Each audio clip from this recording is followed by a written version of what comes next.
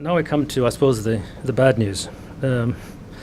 Not everyone believes that Christianity has had a positive influence in the world. In the words of a British Franciscan apostate, Joseph McCabe, who lived from late 19th century to the mid 20th century, quote, "If our modern civilization was the outcome of Christianity, the length of time between the cause and effect had no parallel in history. Popes in 5 successive centuries, Pius II, Paul III, Urban VIII, Benedict XIV, and Gregory XVI in 1839, condemned slavery, a sure sign they weren't not being listened to. The papacy itself was still using slaves in its Mediterranean galleys up to the French Revolution in 1789. And the Portuguese Bishop of Luanda in Angola was baptizing captives bound for Brazil in the 1870s, 40 years after the British had banned the international trade in human beings. Many of the great social reformers of the 19th century were, in Europe, were those who struggled for the vote, for national education and the emancipation of women. Were not Christians at all, but atheists or deists at best. To quote the ex-Franciscan Fire again, quote, "It was only when the majority of us were convinced that war is evil, that the poor must be uplifted, and so on, that the churches discovered that the ethic of Jesus implied these things," unquote. And of course, in 2 important respects, the church has been swimming against the stream of modernization. The obvious example is contraception. And I swallow hard here because one of the members of the audience is former Director of Population Health and Nutrition at the World Bank. I once felt strongly about this subject. I left the church for 10 years in 1968 after Paul VI reiterated church teaching on contraception. And as a World Bank official in Africa in the 1980s and 1990s, I kept harping on the importance of family planning. Even though people hated my raising the subject, they kept saying, "Our children are our only wealth." I didn't let people know that I owed my very existence to the Catholic Church, as my parents wanted 4 children, but my mother's confessor urged them to have more, and I was number 6. 40 years later, I do not believe that the encyclical had made much of a difference at all. To begin with, very few people in the church were ill-considered enough to insist on putting it into practice. Pragmatism rather than dogmatism won out on the ground.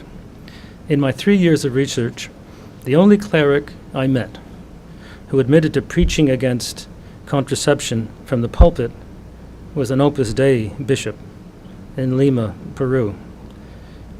But not every day, he added with a smile, apparently acknowledging, even in his case, that this was an unusual subject to bring up in church. I also asked a German nun in Chile, one of the most beautiful people I met during my work, who runs 2 large clinics in the northern districts of Santiago, about family planning.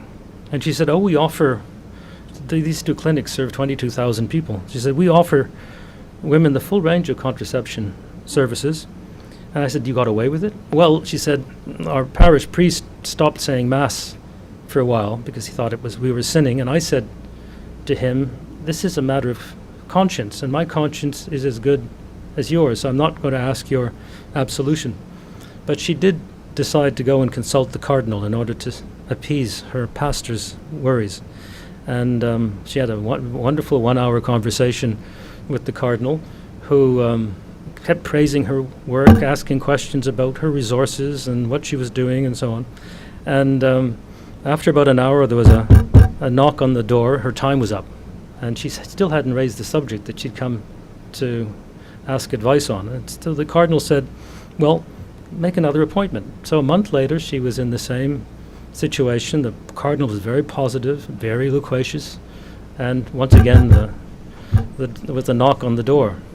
And the cardinal said, make another appointment. Well, she tried 5 or 6 times and never got back to see the cardinal.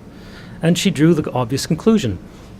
He didn't, obviously knew what she'd come to talk about, but he didn't want to say yes, but also he didn't want to say no. So what has been the impact of the Church's sexual teaching in the developing world? I think we should separate population growth and the fight against HIV/AIDS. To begin with, there's no way of measuring what would have happened to world population if Paul VI had never issued the encyclical Humanae Vitae in 1968. The largest countries, China and India, obviously didn't care very much about the views of the Roman Curia, and they proceeded to introduce, shortly after, highly coercive programs of family planning. It would also be very hard to demonstrate that Latin American and African families had a large number of children simply to please the church or their consciences. In fact, strong cultural and economic factors were driving family size in those regions. But at the same time, Catholics have been among the most eager users of family planning services when they have been introduced in developing countries. The impact of church teaching on the fight against HIV/AIDS is just as difficult to measure, but it's not all been negative. Church teaching has certainly complicated public efforts to contain new infections, but as a whole, the church has had less to do with the spread of AIDS in Africa than ignorance, irresponsible sexual practices, irresolute governments, a lack of respect for women, and poverty, which has forced many young people into prostitution to pay for their school fees or even to put food on their parents' tables. If governments had taken the issue seriously in the late 1980s, like Uganda's President Museveni, no religious organization could have stood in the way. On the positive side, Catholic bishops in several African countries have played an important role in chairing national commissions on AIDS, raising awareness, promoting changes in behavior, fighting stigmatization, and providing medical care, including tests and medicine.